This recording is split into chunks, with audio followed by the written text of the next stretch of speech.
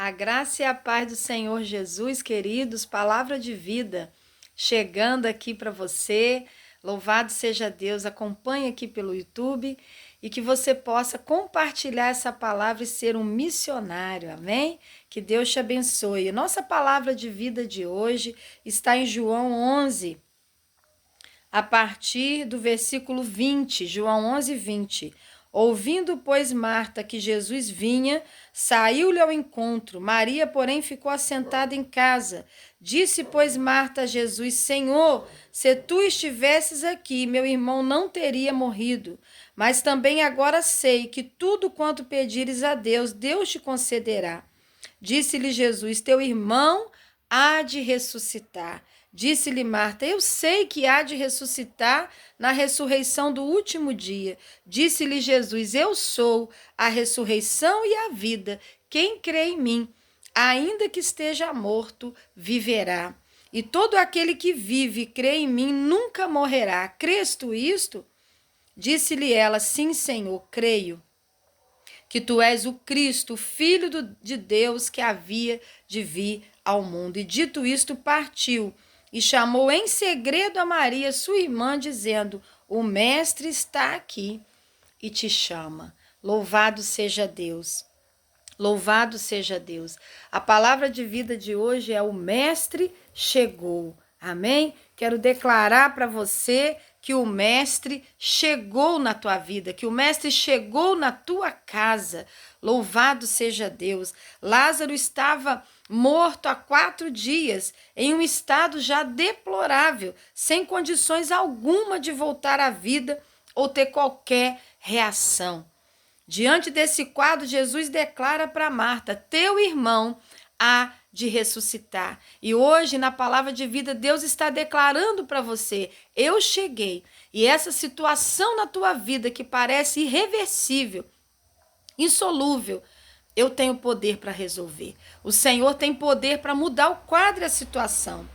Marta, por crer em Deus e na ressurreição, diz para Jesus que ela sabia que Lázaro iria ressuscitar no último dia, no fim, quando Jesus viesse buscar a igreja e acontecesse o arrebatamento, quando os mortos vão ressuscitar, né, e os corpos vivos vão ser transformados num corpo glorificado. Ela falou: no último dia, quando houver o arrebatamento, eu sei que meu irmão há de ressuscitar. Jesus, no entanto, explicou para ela que quem terá o poder de dar vida aos mortos no arrebatamento estava ali. Aquele que teria poder para ressuscitar no fim, no arrebatamento, estava ali diante dela, pronto a operar. Aleluia! Louvado seja Deus. Ele deixa bem claro para Marta e para nós também hoje que não é o tempo, não é o lugar que faz a mudança, é a presença dele que faz a mudança. O doador da vida é que faz a diferença. Aleluia!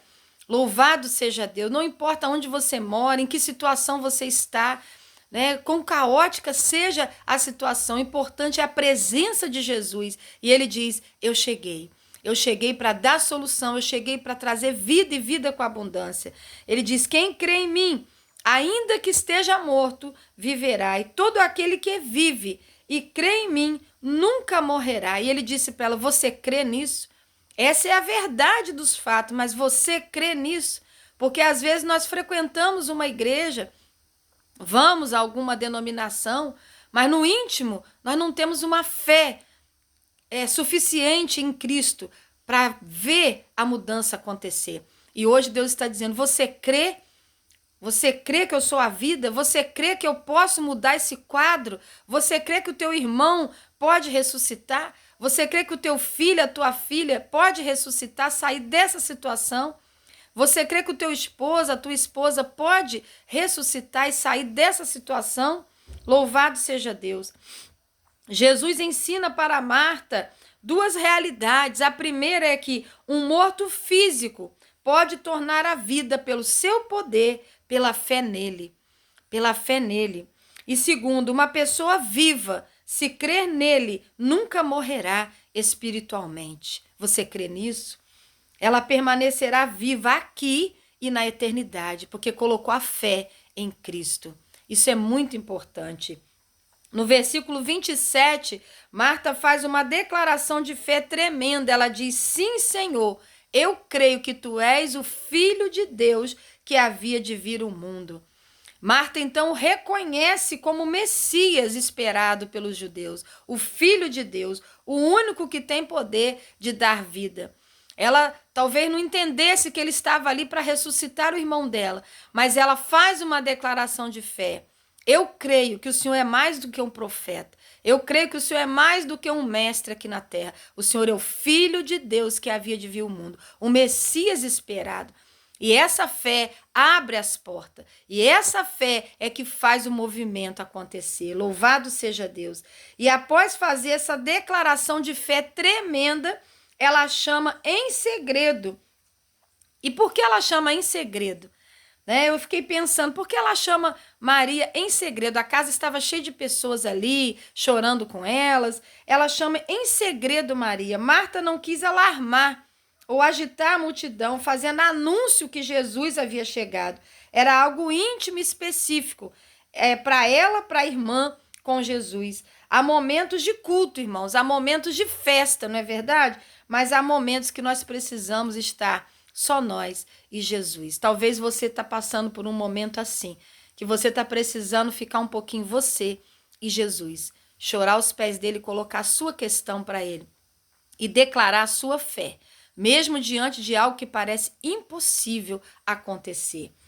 Então, quando ela disse em segredo a Maria, sua irmã, dizendo: o mestre está aqui e chama-te. Aleluia, o mestre está aqui. Lá no versículo 28, e te chama. Louvado seja Deus. E eu falo isso para você. O mestre está aqui e te chama. Você pode deixar a multidão agora, você pode deixar os problemas agora e vir para a presença dele. E diz que Maria então se levantou logo e foi ter com ele. Versículo 29. E lançou-se-lhe aos pés. Versículo 32, porque era o lugar onde Maria se sentia mais segura. Se você ler todo o relato, toda a história de Maria e Marta, você vai ver que o lugar que Maria mais gostava era aos pés de Jesus. E também neste momento de dor, de morte, de velório, de problema que já não tinha para elas mais solução, ela vem chorar, ela vem lamentar. Ah, se o Senhor tivesse aqui, isso não teria acontecido. Ela vem lamentar, mas ela vem para os pés de Jesus. Ela se prostra, ela se lança aos pés dele. Jesus, quando viu Maria chorando, viu todos em volta chorando. Quando ele chega, ele manda ir ao sepulcro. Ele fala, me leve ao sepulcro. E quando ele vê todos ali chorando em volta, o seu coração fica comovido, ele também chora. Ele chora ao ver aquela cena, ele chora ao ver como as pessoas já não estavam mais crendo no milagre e nem percebendo que ele era a vida, o autor da vida que estava ali. E muitos questionavam entre eles, por que Jesus, que abriu os olhos ao cego, não fez nada por ele? Não era amigo? Não frequentava a casa? Não curou, evitando que a morte chegasse? E Jesus, como percebe e sabe o que a gente sente, o que a gente pensa, Jesus, ele se moveu muito em si mesmo, ele se perturbou, pois ele já sabia o que eles estavam falando. Ele foi ao sepulcro, mandou que tirasse a pedra, mesmo Marta dizendo que já havia passado 4 dias e que Lázaro já cheirava mal. Jesus trouxe a memória dela que se ela cresce, ela veria a glória de Deus aqui no versículo 40. E no versículo 41, o mestre Jesus, assim que tiraram a pedra e que ele se viu diante da morte, assim que Jesus chegou ali diante daquele sepulcro, diante da morte, e eles tiraram aquele impedimento que era a pedra, que era um impedimento que o homem pode tirar. Louvado seja Deus. Ele levantou os olhos para o céu e disse, Pai, graças eu te dou por me haveres ouvido. E no final, aqui no versículo 42, ele declarou ainda que o Pai sempre o ouvia, mas fez aquilo para que todos, aquela multidão, pudesse crer que o Pai o tinha enviado. Quando ele, que é o doador da vida, chega diante da morte, ele agradeceu o Pai por ouvi-lo. Por que ele fala isso? Exatamente para que aquela multidão pudesse crer que o Pai o enviou. o mestre chegou. Então eu concluo essa palavra dizendo para você algumas realidades aqui para a gente fechar. Primeiro, o mestre chegou porque o Pai o enviou a nós. Versículo 42. Ele disse: eu te dou graça diante da multidão para que eles saibam que o Senhor me enviou aqui. O mestre chegou para que vocês saibam que o Pai o enviou. Segundo, o mestre chegou para dar vida ao morto Lázaro. Do versículo 43 ao 44, Jesus chega ali e diz: Lázaro, sai para fora. E a gente estudando sobre isso, a gente sempre comenta aqui em casa, eu, meu esposo, né?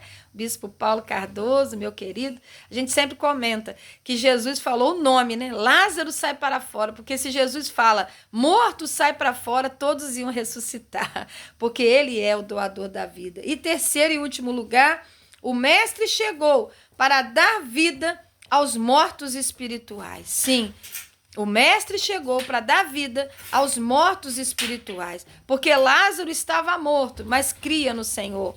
Ele volta à vida para manifestar a glória de Deus. Agora, a multidão que estava ali, haviam muitos mortos espirituais que precisavam voltar à vida.